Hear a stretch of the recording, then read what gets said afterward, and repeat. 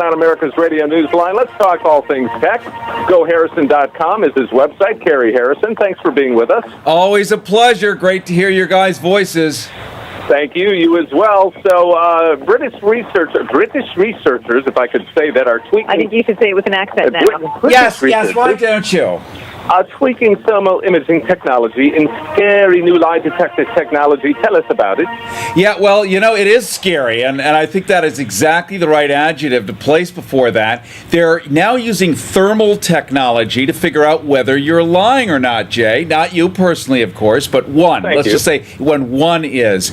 And the whole idea is that they have this camera that captures variations in our facial temperatures in response to questioning. So in short, your cheeks and the areas around your eyeballs where they're very thin blood vessels tend to dilate, and their technology, their algorithms, their computers will actually watch blood vessels dilate. Now, while that sounds perfectly innocuous, they want to market this not only to corporate America, but police and everybody else and anybody else for an on-the-spot lie detector that, by the way, isn't so accurate. Because if you know you're going to be asked icky, prickly questions, you're going to start blushing anyway, and therefore they can just say, well, he lied, and now you're in jail.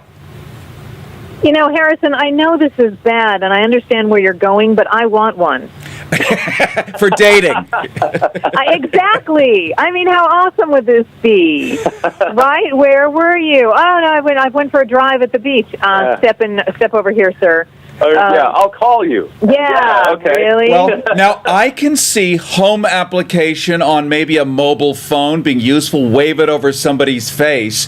But the problem with that, once again, is that most people don't lie on the spot. Most people who are liars have a plan, so they're not going to be spooked by being asked a sudden question. They're already going to have an answer. Like the official story, to make us all comfortable, is that they want to use it in airports and other places like that for the terrorists.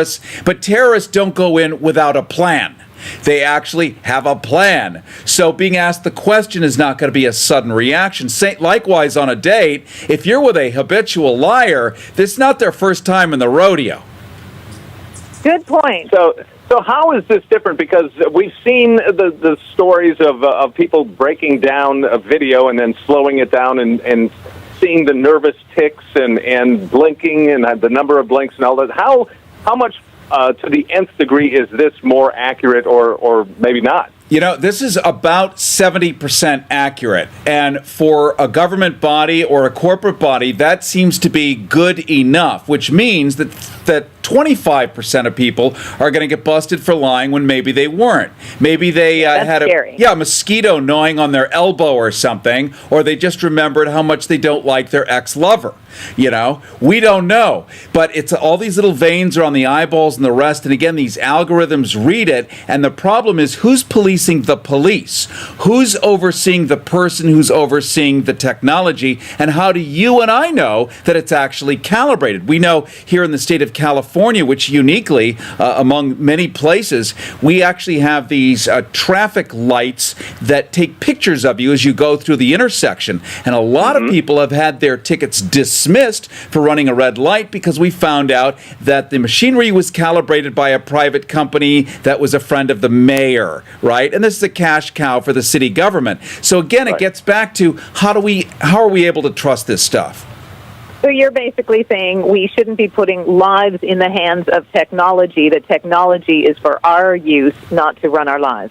Well, it does run our lives, but I'm just not a fan of the invisible man being able to declare me a liar or not because he wishes to come up to me to begin with because he's already pre-selected me for that kind of interrogation. That's because a lot of these things, in and of themselves, if they could work as accurately as they do, that maybe in and of itself would be fine, but who's policing the people watching it? Yeah, and Jay, you and I enjoyed, past tense for some people's world, something called the Fourth Amendment, which means that the king was not allowed to bust into your house without a warrant, which means he's not allowed to draw blood, which they now do routinely for traffic pullover in some states.